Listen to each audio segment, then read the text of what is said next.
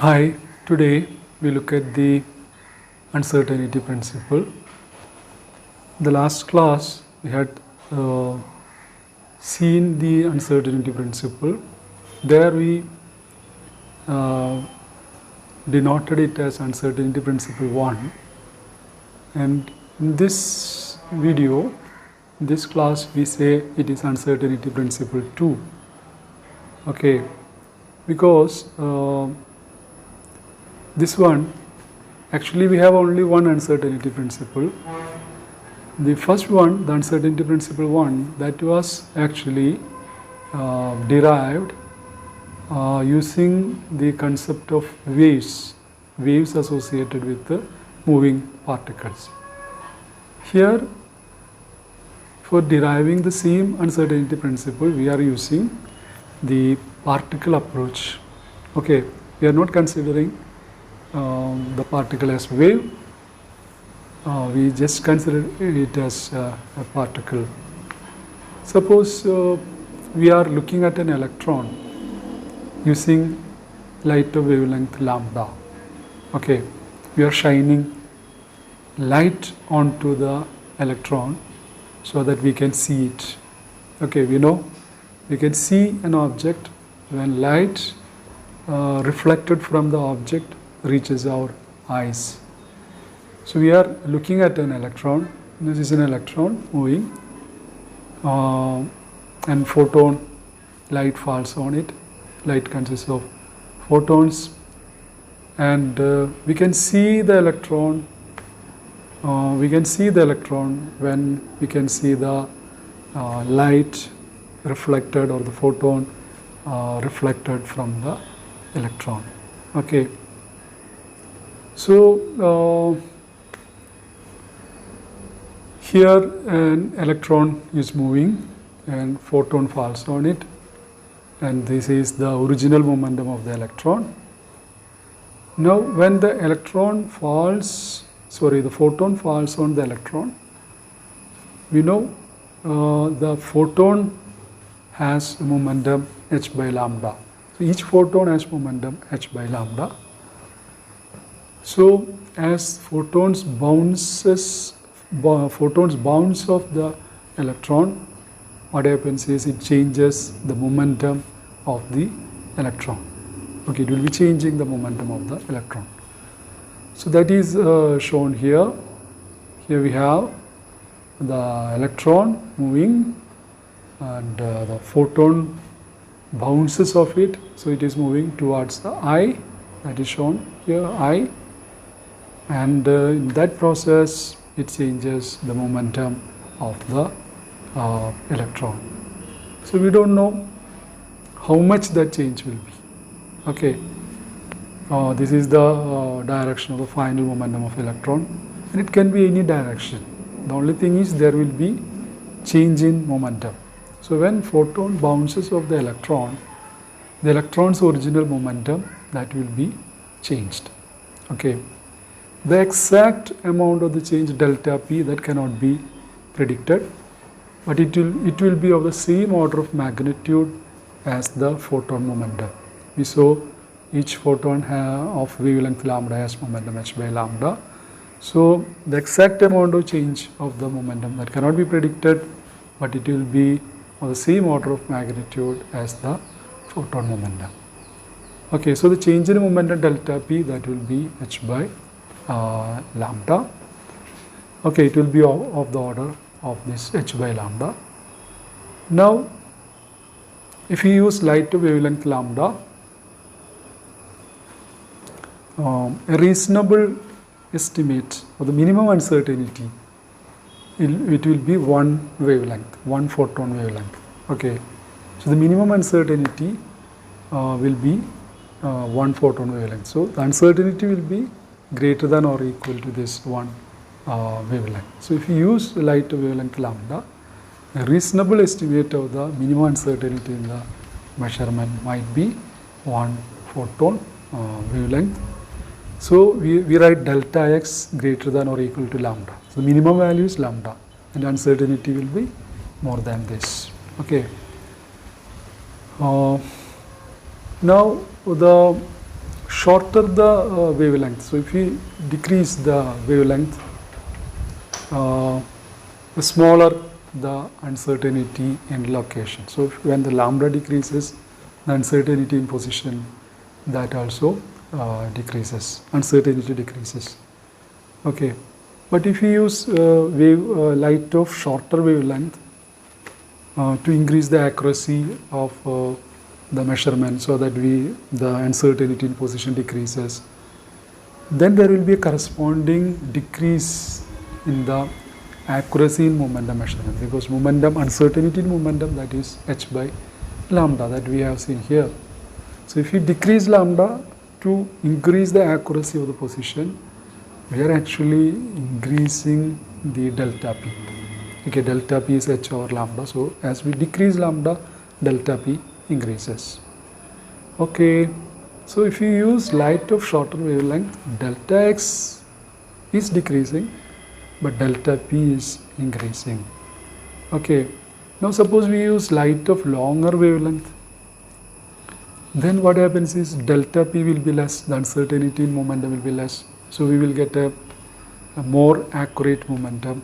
Okay, we will get a more accurate momentum, but what happens, as lambda increases, delta x increases, uncertainty in position increases, so the position measurement will be less accurate. Okay, so this is what happens. When lambda is small, delta x will be small, but delta p will be large. When lambda is large, delta x will be large, but delta p will be small. Okay, so we combine these two ideas. What is it? Delta p equal to h by lambda, that is 1, equation 1. Delta x greater than or equal to lambda, that is equation 2. We combine these two, so we get what? Delta x, delta p greater than or equal to h. Okay, this is consistent with delta x, delta p greater than or equal to h cut by 2, the original equation. When the equation that we got while considering the particle as a wave, that was delta x, delta p greater than or equal to h cut by 2. Okay, the same equation, a little bit different. There we had h cut by 2, here we have h. Okay, so by using this kind of thought experiment, we are actually doing kind of thought experiment. We get the same, almost the same relation as that we got earlier. So this uncertainty relationship, this relationship now we have obtained by considering the particle nature. Okay.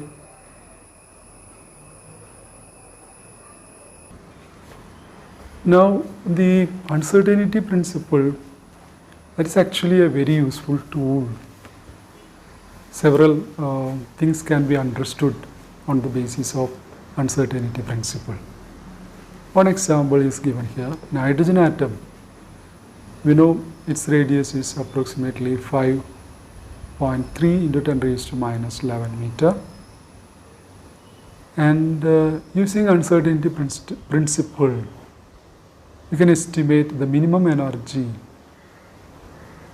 an electron can have in this atom. Okay. So the minimum energy the electron can have in this atom, that can be determined using this uncertainty principle. So what we are doing here is, we take delta x as equal to 5.3 into 10 raised to minus 11 meter. Okay, delta x is this. So what will be delta p? Delta x, delta p is greater than or equal to h cut by 2.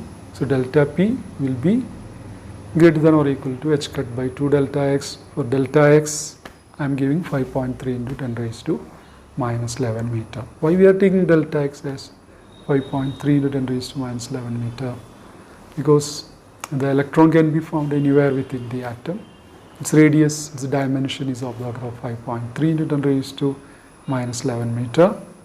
So we are taking the uncertainty in position of the electron as 5.3 into 10 raised to minus 11 meter. So that is substituted here. So we get delta P greater than or equal to 9.9 into 10 raised to minus 25 kilogram meter second. Now if this is the uncertainty in momentum, the momentum P itself must be at least comparable in magnitude.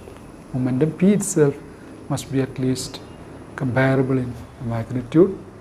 Okay, so the momentum of the electron, that will be comparable to 9.9 into 10 raised to minus 25 kilogram meter per second. So for this momentum,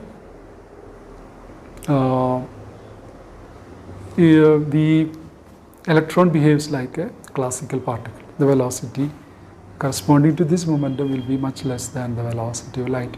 So it behaves like a classical particle. We need not give the relativistic calculation. Okay, so kinetic energy is equal to P square by 2m.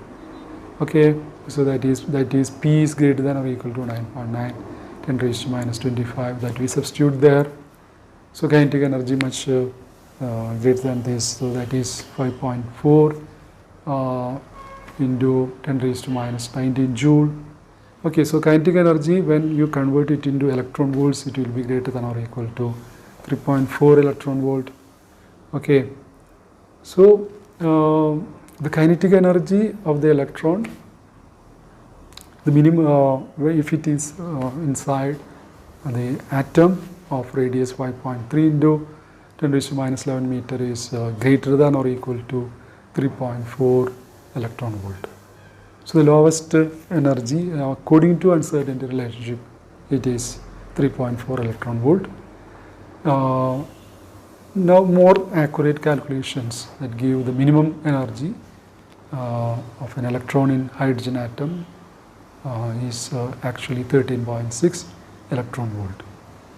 Okay, so what this tells us is how much energy the electron should have if it has to be part of. So we can predict the existence of electron in the atom using the uncertainty principle. So uncertainty principle permits the presence of electron in the atom. So such rough calculations can be made using the uncertainty principle. The same principle can be used to show that electron cannot exist in the nucleus. Okay, when we calculate the minimum energy an electron should have, if it has to be in the nucleus, we will see the electron cannot have that energy in the nucleus. So the non-existence of electron in the nucleus also can be predicted by using the uncertainty relation. So uncertainty relation, which appears to be a negative statement, is actually a useful tool.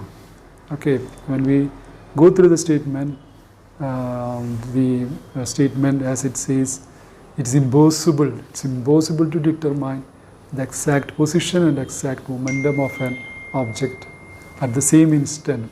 We are using the term impossible. So it may appear to us that it is a negative statement, but actually it is a very useful tool which finds application in many different areas. Now we look at the energy-time uncertainty relationship. We have seen position-momentum uncertainty relationship. Now we look at energy-time uncertainty relationship. We want to measure the energy. Suppose that we want to measure the energy emitted during an atomic process. Okay, suppose that the energy emitted is E and the process occurs in a time interval delta T. Okay, now if the energy is in the form of electromagnetic waves, the energy emitted is in the form of electromagnetic waves, the limited time, the time interval in which this energy emission takes place, that is, it's very short. That limited time restricts the accuracy with which we can determine the frequency of the waves. Okay, because the process itself takes in a very short time interval, So that limited time restricts the accuracy with which we can determine the frequency of the waves. Okay, because we need waves. The frequency is the number of waves in unit time. Okay, so the time interval itself this process takes place is very, very short. So we find it difficult to accurately measure the frequency. Suppose that the minimum uncertainty in the number of waves that we count in a wave. Okay, we are counting the number of waves in a wave group, so that we can measure, we can determine the frequency. But suppose that the minimum uncertainty in the number of waves that we count in a wave group is one wave. Okay, in delta t time interval. So the uncertainty in frequency measurement. Okay, there is a minimum uncertainty of one wave. Okay, we cannot minimize more than that. So the uncertainty in frequency measurement. Frequency is number of waves in unit time.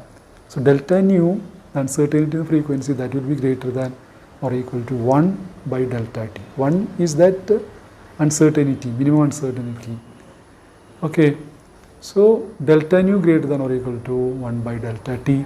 The corresponding energy uncertainty, we know E is equal to h nu, so delta E is equal to h delta nu. Okay, as shown here. So delta E, for delta nu I am giving this one greater than or equal to 1 by delta t, that I am giving. So delta E is greater than or equal to h by delta t, or delta E delta t greater than or equal to h. Okay, delta E delta t greater than or equal to h. A more precise calculation. Okay, so delta E delta t greater than or equal to h. So a more precise, if we use some other way for precisely calculating this uncertainty relationship, which is actually based on the nature of wave groups. Okay, the wave associated with the moving particle. If we use that, we will get delta E delta t greater than or equal to h cut by 2. So the time energy or energy time uncertainty relationship is delta E delta t greater than or equal to h cut by 2. Okay. Now we see an atom, an example, an atom in excited state. Okay, it gives up its energy by emitting photon of some characteristic frequency. Now the average time period in which this process takes place, the excitation of the atom and the time it radiates is 1 into 10 raised to minus 8 seconds. See, the time interval is very short, 1 into 10 raised to minus 8 seconds. Then find the inherent uncertainty in the frequency of the photon. Okay, we have to determine the uncertainty in the frequency. So delta E delta t, that is greater than or equal to h cut by 2, our energy time uncertainty relationship. So delta E greater than or equal to h cut by 2 delta t. H cut is 1.054 into 10 raised to minus 34. So 2 delta t is 1 into 10 raised to minus 8. So this is greater than or equal to 5.3 into 10 raised to minus 27. Okay, so from this delta nu we know that is equal to delta E over h. So that will be, so if you divide this delta E by h, we will get delta nu. So that is 8 into greater than or equal to 8 into 10 raised to 6 hertz. Okay, so this much uncertainty in frequency will be there. So what we have determined is uncertainty in frequency of the light emitted when an atom de-excites. Okay, so that is 8 into 10 raised to 6 hertz. So as a result, the radiation from a group of excited atoms, it does not appear with a precise frequency nu. Okay, if you examine the frequency of the light emitted by an atom, it does not appear with a precise frequency nu. Actually, there will be broadening of lines. Okay, there will be a spread in frequency. Okay, so there will be broadening of lines in the spectrum. Okay, so that broadening of lines, that broadening of the spectrum, here it is due to the time energy uncertainty relationship.